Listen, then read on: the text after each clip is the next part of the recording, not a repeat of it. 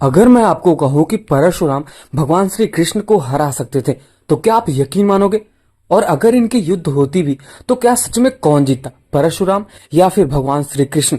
तो चलिए फिर इसके बारे में जानते हैं। बस वीडियो में अंत तक जरूर बने रहे। वीडियो अगर पसंद आया तो लाइक करे और चैनल को सब्सक्राइब तो अवश्य कर दे और बेल आइकन को तो जरूर बजा दे। तो चलिए फिर शुरुआत करते हैं कुछ इस प्रकार की कहानी से जो आपको किसी ने कभी भी नहीं बताया होगा।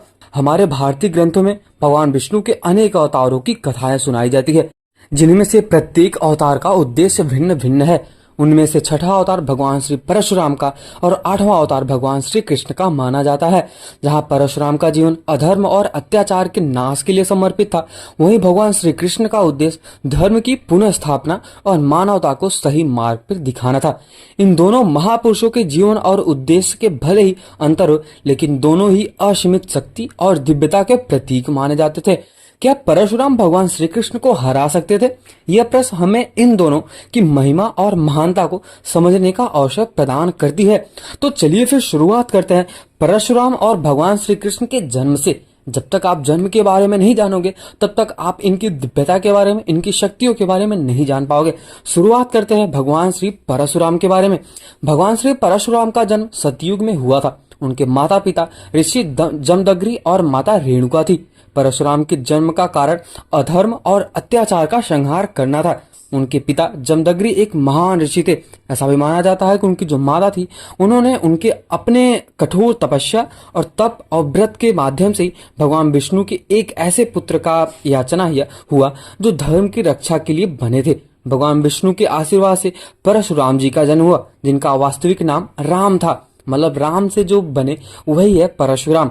ऐसा कहा जाता है कि इनके नाम में ही राम छुपा है। तो आखिर इनकी तुलना कैसे की जा सकती है भगवान श्री कृष्ण के किसी और अवतार से? परंतु वे अपने परशु, मतलब जो उनके पास कुल्हाड़ी दी गई थी, उससे उनका नाम पड़ा परशुराम। अब हम बात करते हैं वही अपने श्री कृष्ण के बारे में। श्री कृष्ण का जन्म द्वापर युग में हुआ था, वो भी मथुरा में, जो उत्तर प्रदेश के एक जिले में पड़ता है। उनके पिता वासुदेव और माता देवकी ने अनेक कठिनाइयों का सामना किया और भगवान श्री कृष्ण को जन्म दिया। कंस के अत्याचारों से मुक्त करने के लिए भगवान विष्णु ने देवकी के गर्भ में जन्म लिया। ऐसा कहा जाता है कि भगवान श्री कृष्ण के जन्म का कारण ही अधर्म का अंत करना और धर्म की स्थापना करना था। तो चलिए फिर अभी हम जानते हैं कि परशुराम के जीवन और उनकी युद्ध कला के बारे में। स्टार्ट करते हैं कुछ इस प्रकार कि परशुराम भगवान श्री कृष्ण के छठवें अवतार के साथ ही साथ एक महान अद्वितीय योद्धा भी माने जाते हैं। उन्होंने अनेक युगों में कई युद्ध किए और असुरों का संहार किया। सतयुग से लेकर आज तक भगवान श्री परशुराम महेंद्रगिरी पर्वत पर तपस्या में लीन हुए हैं, भगवान शिव की तपस्या कर रहे हैं। परशुराम ने भीष्म, कर्ण और द्रोणाचार्य जैसे महान योद्धाओं को प्रशिक्षण दिया है।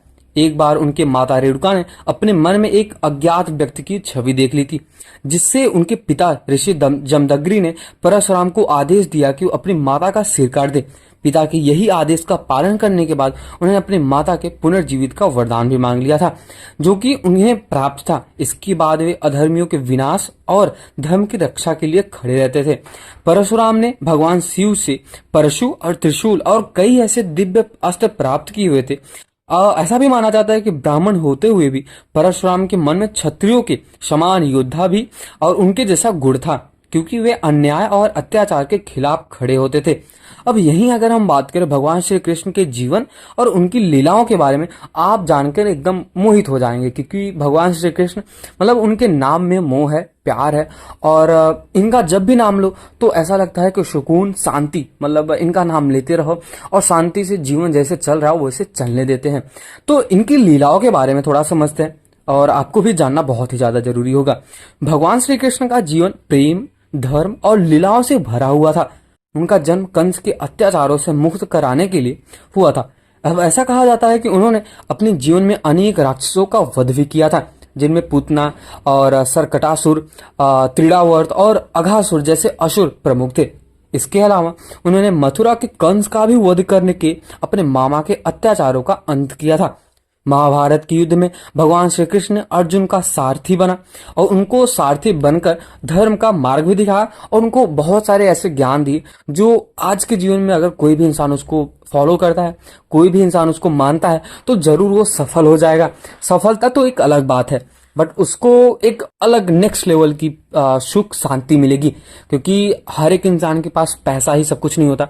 अगर उसके पास सुख है, शांति है, तो वो समझो पूरी दुनिया का सबसे धनवान व्यक्ति है। अब ऐसा कहा जाता है कि जब भगवान श्री कृष्ण ने अर्जुन को ज्ञान दिया, अच्छा मार्ग दिखाया, धर्म का मार्ग दिखाया, सत्य का मार्ग दिखाया, उसके साथ ही साथ उन्होंने न केवल एक योद्धा की तरह अपितु एक राजनायक की तरह भी काम किया था और समाज को धर्म का सच्चा अर्थ समझाया था। अब हम बात करते हैं दोनों के, मतलब भगवान श्री परशुराम और अपने श्री कृष्ण जी के दिव्य और अस्त्र शस्त्र और गुरुओं के बारे में। शुरुआत करते हैं कुछ इस प्रकार कि परशुराम के गुरु भगवान शिव माने जाते थे। भगवान शिव ने उन्हें परशु, धनुष और अनेक दिव्य अस्त्र दिए थे। परशुराम ने अपने परशु के बल पर अनेक अत्याचारी क्षत्रियों का संहार किया था। वो भगवान शिव के अद्वितीय शिष्य भी माने जाते हैं और उनकी शक्ति का स्रोत भी भगवान शिव ही कहे जाते हैं। वहीं अगर हम बात करें भगवान श्री कृष्ण की, तो मुझे नहीं लगता कि इनको किसी गुरु की जरूरत होगी, बट फिर भी अगर हम बात करें तो बात कर लेते हैं इनके बारे में, हम थोड़ा सा समझ लेते हैं। ये है तीनों लोक के रचयिता, इनको किसी गुरु की जरूरत तो है नहीं, बट फिर भी समझ लेते हैं। भगवान श्री कृष्ण का मार्गदर्शन संदीपनी मुनु ने किया था, जिन्होंने 64 कलाओं का ज्ञान प्राप्त कराया था इनको। उनके पास सुदर्शन चक्र था, जिसे भगवान विष्णु ने स्वयं धारण किया था। भगवान श्री कृष्ण को सुदर्शन चक्र का वरदान इसलिए मिला था क्योंकि वे धर्म की रक्षा के लिए असीमित शक्ति के प्रतीक माने जाते थे। अब हम बात करते हैं कि परशुराम और भगवान श्री कृष्ण का अद्भुत सामर्थ्य के बारे में। परशुराम और भगवान श्री कृष्ण का सामना भले ही प्रत्यक्ष रूप से ना हुआ हो, परंतु यदि हम सामना हो, मतलब ऐसा कभी हो, कल्पना करते हैं कि अगर इनका कभी भी सामना होता है तो असंभव होता है, मतलब कभी हो ही नहीं सकता। लेकिन फिर भी यह तय कर पाना बहुत ही ज्यादा मुश्किल हो जाएगा कि कौन अधिक शक्तिशाली है। भगवान परशुराम जो सतयुग, त्रेता, द्वापर, कलयुग, ये चारों युगों से व्याप्त हैं, इस पूरे धरती पे लगे हुए हैं। बट वहीं अगर हम बात करें भगवान श्री कृष्ण की, वो भले से ही चारों युग में नहीं है, पर भगवान विष्णु के अंश अवतार है, मतलब उनके लिए वही काफी है। दोनों के पास असीमित शक्तियां थी, दिव्यता थी और उच्चतर उद्देश्य माने जाते थे। इनके पास इतने ज्ञान थे। परशुराम को क्रोध और अद्वितीय योद्धा कौशल का प्रतीक भी माना जाता था। यही अगर हम बात करें भगवान श्री कृष्ण की, उनके अंदर धैर्य, प्रेम और बुद्धिमत्ता का ज्ञान इनको था। परशुराम का क्रोध प्रचंड था, जबकि भगवान श्री कृष्ण की बुद्धि अपराजित थी। यह भी कहा जाता है कि किसी को हराने में केवल शक्ति ही नहीं, बल्कि सच्ची वीरता, धर्म की समझ और उसे निभाने में होती है, और श्री कृष्ण इनमें सबसे महान माने जाते हैं। यही अगर हम बात करें श्री कृष्ण की, वो मतलब धर्म का स्थापना कैसे करना है, सत्य के मार्ग पे किसी अगर कोई इंसान को भेजना है, वो कैसे जाएगा, वो श्री कृष्ण को बहुत ही अच्छे तरीके से पता था। यही अगर हम बात करें परशुराम जी को, उनका ऐसा काम था कि भाई आप नहीं सुनोगे, मैं आपको खत्म कर दूंगा, जाओ गए तेल लेने, ऐसा करके। तो अब हम बात करते हैं भगवान श्री कृष्ण के पूजन और अर्जुन को गीता ज्ञान, मतलब अर्जुन को ही क्यों चुना, इसके बारे में हम थोड़ा सा समझ लेते हैं। भगवान श्री कृष्ण का पूजन इसलिए अधिक होता है क्योंकि उन्होंने जीवन के गूढ़ रहस्यों को सरल और सुंदर भाषा में प्रस्तुत किया था।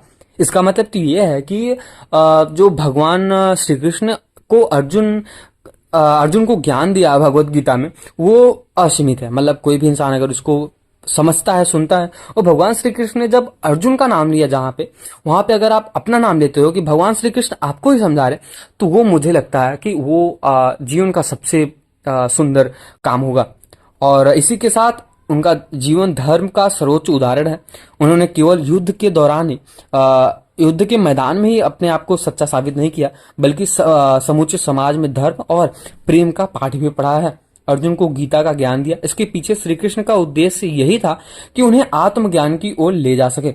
अर्जुन में विनम्रता थी, वे धर्म और अधर्म के भ्रमित, मतलब उनको ये पता था कि धर्म क्या है और अधर्म क्या है, और यही कारण था कि भगवान श्री कृष्ण ने अर्जुन को मार्गदर्शन दिया। गीता का ज्ञान हमें यह सिखाता है कि जीवन का सच्चा अर्थ कर्म करना है और उसी कर्म से सच्ची विजय प्राप्त होती है। तो अभी हम बात करते हैं कि अगर भगवान श्री परशुराम और अपनी भगवान श्री कृष्ण के बारे में और इनकी अगर तुलना भी करते हैं तो कौन सबसे ज्यादा शक्तिशाली होता है, इसके बारे में समझते हैं। सबसे पहले तो हम ये जानते हैं कि इनकी अगर कभी भी युद्ध होती है, जो कभी होगी नहीं, बट अगर होगी तो इनकी तुलना करना बहुत ही ज्यादा मुश्किल हो जाएगा। कोई नहीं बता सकता कि कौन सबसे ज्यादा शक्तिशाली था। एक तरफ भगवान श्री कृष्ण वो भी भगवान विष्णु के अवतार, और यहाँ तक कि वो छठवें अवतार है। और वहीं अगर हम बात करें भगवान श्री कृष्ण की, वो भी भगवान विष्णु के अवतार हैं। तो ये कह पाना बहुत ही ज्यादा मुश्किल हो जाएगा कि कौन सबसे ज्यादा शक्तिशाली है, किसके अंदर सबसे ज्यादा विद्वता है। तो ये थोड़ा कठिन सवाल हो जाएगा। परंतु भगवान श्री कृष्ण और परशुराम जो थे, वो दोनों ही महान और अतुलनीय थी। उनकी शक्तियों का उद्देश्य भले ही अलग अलग था, परंतु वे दोनों दोनों ही धर्म की रक्षा और अधर्म के नाश के प्रतीक माने जाते हैं। परशुराम का क्रोध और वहीं भगवान श्री कृष्ण की बुद्धि दोनों ही विशिष्ट है, और इन्हें तौलना बहुत ही ज्यादा असंभव हो जाएगा। जैसा कि मैंने आपको पहले ही कहा कि बहुत ही ज्यादा कठिन हो जाएगा कि इनके बारे में ये बताना कि कौन सबसे ज्यादा शक्तिशाली था। तो अगर आपको ये वीडियो पसंद आया हो भगवान श्री परशुराम और भगवान श्री कृष्ण के बारे में, तो वीडियो को लाइक जरूर करें, और कमेंट सेक्शन में एक बार जय श्री राम और जय श्री परशुराम और जय श्री कृष्ण तो जरूर लिख के जाना। और वीडियो को लाइक करें और चैनल को सब्सक्राइब तो अवश्य करके जाना। तब तक के लिए मिलते हैं किसी और वीडियो में।